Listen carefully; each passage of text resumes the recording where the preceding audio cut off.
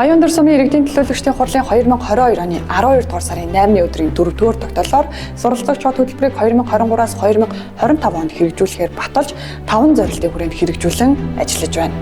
Уламжлал ба шинжилэл, үндэсний өв соёлыг эрхэмлэн дэдэлдэг иргэнийг бий болгох, суралцагч хот хөтөлбөрийн хүрээнд Орхон аймгийн насан туршийн боловсролын төвтэй хамтран төрийн болон хувийн хөвшлийн төлөөллийг оролцуулан өсвөр үеийнхэнд Монгол ёс заншил, нүүдэлчин соёл, угсаатны бүлгүүдийн хил аялал, биет бус өвийг таниулж, үндэсний үнэт зүйлийг сурталчлан түгээх зорилгоор өв соёлоо түгээе удирдлагыг жил бүр зохион байгуулж байна. ЮНЕСКОгийн хүн төрөлхтний соёлын өвд бүртгэгдсэн Монгол наадмыг чимдэг үндэсний сур, хурдан морины уралдаан, бүхийн өв соёл, түүх уламжлал, ёс жайгийг ирээдүйн хооч үедээ өвлүүлэн үлдээх, үндэсний спортоор бахархан суралцах, түүнээс ёс суртахуун, бие бэлдрийн өв тэгш хүмүүжил олж явах, ирээдүйн монгол хүн болон төлөвшүүлэх зорилгоор Баяндар суманд өв соёлоо түгээн дэлгэрүүлж байгаа өсвөрийн хүүхэд залуучуудад зориулан эсрэг наадмыг зохион байгуулж, өв уламжлал, ёс заншлаа түгээн дэлгэрүүлж, тээж яваа эрхмүүдийг оролцуулан 3 төрлийн контентыг бэлтгэн түгээлээ.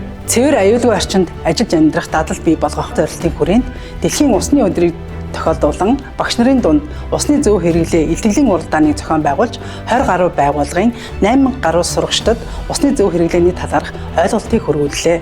Эрдэнэ хотын алхалтын холбоог жил бүр дэмжин Уурхайн хот 100 км алхалтын арга хэмжээнд оролцсон 100 гаруй алхагчдад эрүүл зүй амьдралын хэв маягийг түгээн дэлгэрүүлэхэд хамтран ажилласаар байна.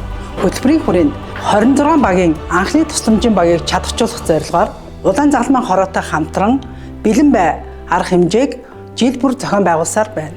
Гэмт хэрэг зөрчил, гамшиг ослыг бууруулах зорилтын хүрээнд сургуулийн өмнөх боловсролын 30 гаруй байгууллагуудын дунд багш сав эцэгхийн хамтын ажиллагааг идэвхжүүлэх зорилгоор шилдэг контент үйлдвэрлэгч уралдааныг зарлаж шилдэгүүдийг тодрууллаа.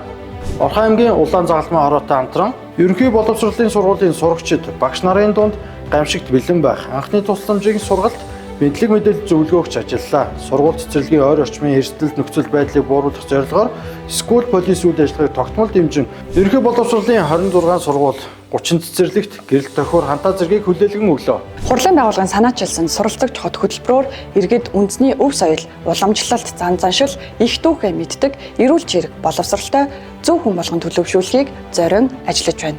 Эрүүл амьдралын хэв маягийг хэвшүүлэх зорилтын хүрээнд эрүүл иргэний бүтээх зорилгоор Апдейт Плюс удирдлагыг сайнаас суралцсан урайндаар зохион байгуулж 500 орчим иргэнийг хамрууллаа. Ерөнхий боловсролын сургуулийн 1-ээс 12 дугаар ангийн сурагчдад тэгш нуруу зөв суух дадал хвшлийг бий болгох зорилгоор мэрэгжлийн заавар зөвлөгөө өглөө. Өсвөр насны хүүхдүүдэд зориулсан электрон тамхины хор уршигыг сурталчлах, замын хөдөлгөөнд соёлтой оролцох, шүдээ зөв угаах зэрэг контентуудыг бэлтгэн олон нийтэд хүргэлээ. Хоол улирлын чиглэлээр бизнес эрхлж буй аж ахуйн нэгжүүдэд дэмжих, Эрдэнэ хотын иргэдэд олон улсын хоолны соёлыг сурталчлах зорилгоор Эрдэнэ Food Festival 2025 арга хэмжээг зохион байгууллаа. Орхон аймаг дахь шүдний техникчдийн холбоо гигэн нэмэх нэг төрийн бас байгууллагатай хамтран сургуулийн өмнөх боловсрол болон ерөнхий боловсролын сургуулийн 1000 гаруй сурагчдын амны хүндийн эрүүл мэнд, харааны бэрхшээл, биеийн ерөнхий өсөлт хөгжлийг тодорхойлох үзлэгийг өргөн цар хүрээтэй зохион байгуулав.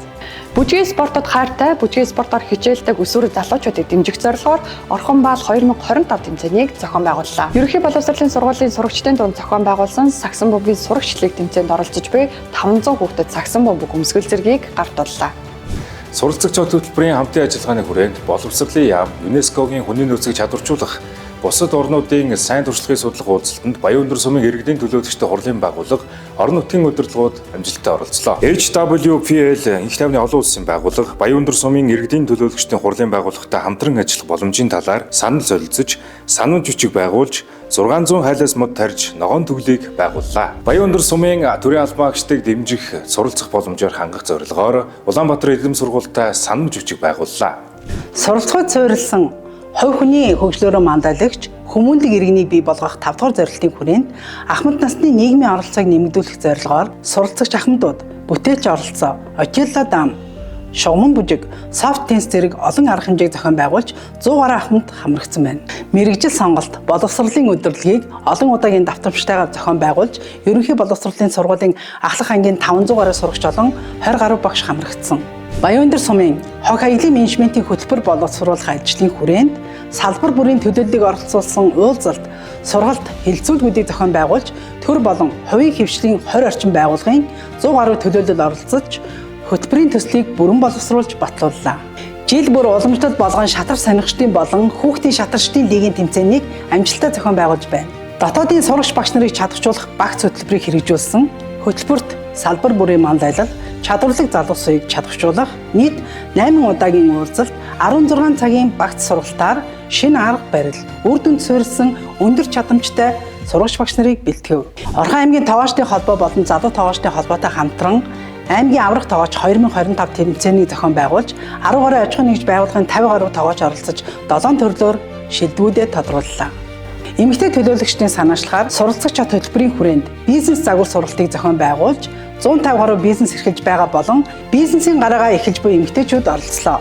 Баян өндөр сумын иргэдийн төлөөлөгчдийн хурлын байгууллагыг санаачилсан суралцах чад хөтөлбөр 2022 онд иргэдийн төлөөлөгчдийн хурлын байгууллагаар батлагдсанаар өнөөдөр 3 дахь жилдээ үргэлжилж байна. Тос хөтөлбөр 5 зорилтын хүрээнд иргэдтэйгээ хамтарч 50 орчим үйл ажиллагааг зохион байгууллаа. Бид хөтөлбөрөө илүү сайн хүртээмжтэй болгохын тулд Нэгдсэн үндэсний байгууллагын дэргэдэх ЮНЕСКОд албан ёсны хүсэлтэд гаргаснаар өнөөдөр дэлхийн 91 орны 498 суралцах чатуудын игнэнд нэгдэж чадлаа.